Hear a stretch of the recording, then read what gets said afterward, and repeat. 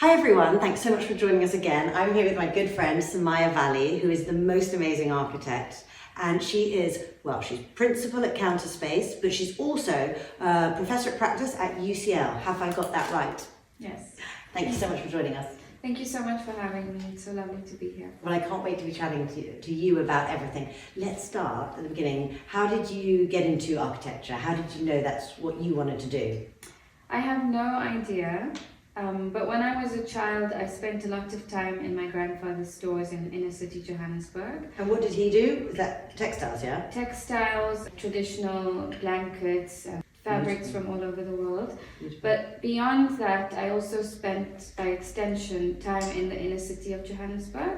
And I was born in 1990, which is the time when apartheid really started to fall. I was born a few days after Mandela was released from prison, and I was 4 years old when South Africa became a democracy. So at that time in my childhood, this was a really jubilant time in South Africa. It was a time when everything felt possible, and being in the inner city at that time was really quite special and quite incredible.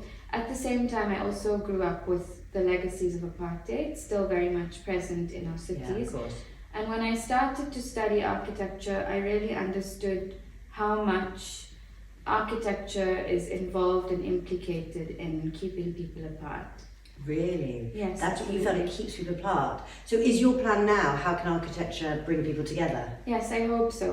I think architecture, of course, has the power to bring people together, and it's done that since the beginning of time. But it's also unfortunately been employed and deployed so that it does keep people apart. And in particular, South Africa is an extreme example, but I think we find this and we see this in cities all over the world. You do, everywhere. And it's the same with art, it's the same with jewellery, it's the same with anything. It needs to be used for the best way to bring everyone together in their enjoyment of it. After that, so then you went and studied, where were you studying architecture? Was it in Johannesburg? In South Africa, yes. Okay, and then because I met you obviously through the Serpentine Gallery, our good friend Bettina, who is the CEO there, and they selected you, the Serpentine Committee, to do the amazing pavilion. Was that 2020? I forget which year it was. Yes, it was 2020, 2021. And I mean, I remember being blown away when I first met you at that launch for your pavilion. You were the youngest ever, weren't you, architect selected to create this. It was the 20th anniversary, wasn't it, of the pavilion?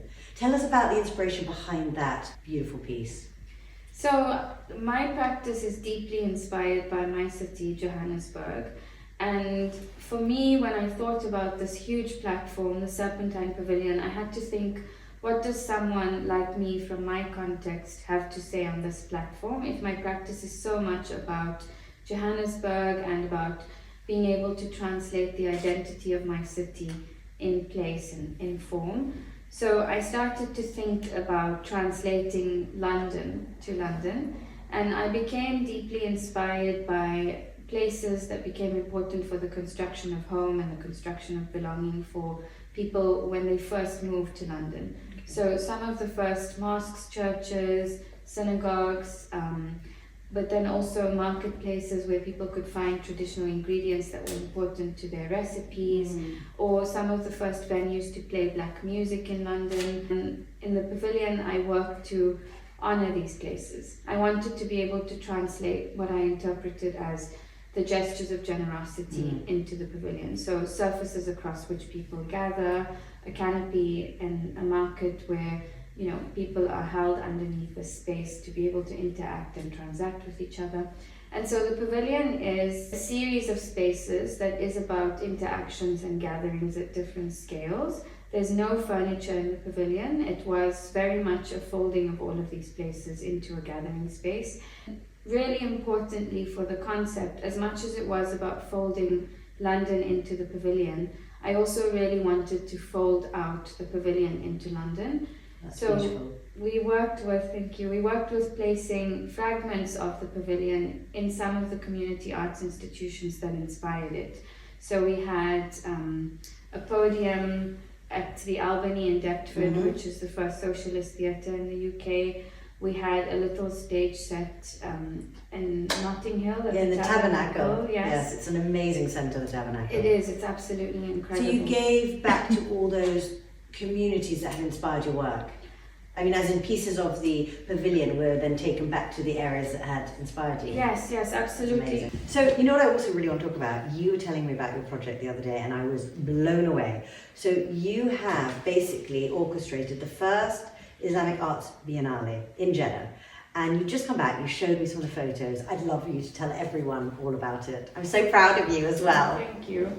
So this is the first Islamic Arts Biennale ever, and I've been appointed as the artistic director for this first edition, alongside an incredible curatorial team of people who have very different expertise. So we have Dr. Saleh Rashid, who is an archaeologist, and then Drs. Omniat Al-Bar and Julian Raby, who are Islamic art experts. And for this first edition, I was really intent on being able to think about contributing a different definition of Islamic art to the canon and to the discourse. I thought deeply about experiences that are resonant with our lives, our identities, and who we are.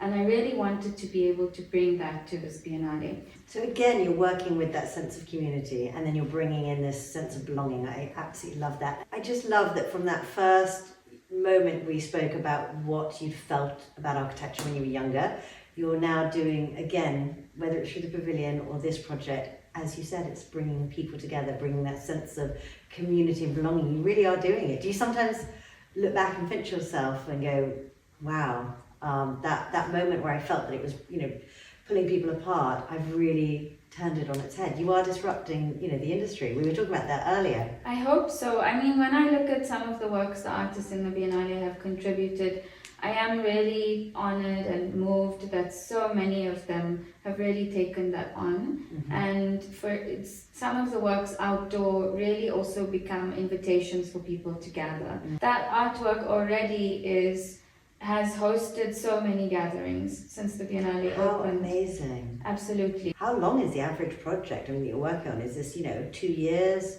These must be long-term.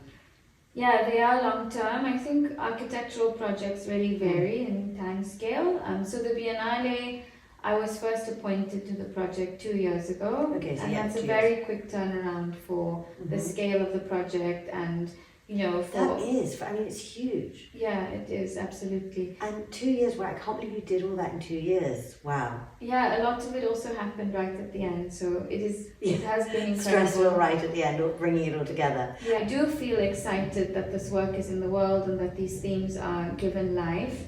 But I also really feel that there's so much more work to do. Let's get on to that. What is you might not have your next step planned yet, but what excites you about the future? Or is there anything, that you're really looking forward to doing next? I have a lot of incredible projects I'm working on at the moment.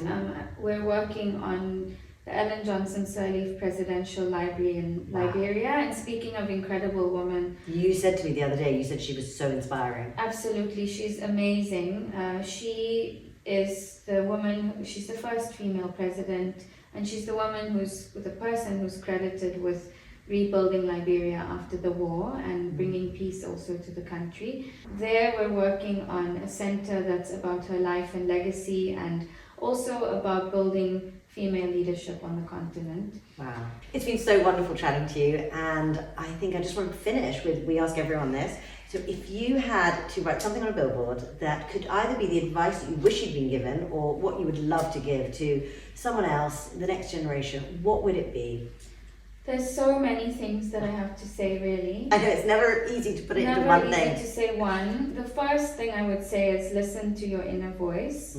And I believe this of everyone, that there's an entire world waiting to happen that comes from someone's ways of being.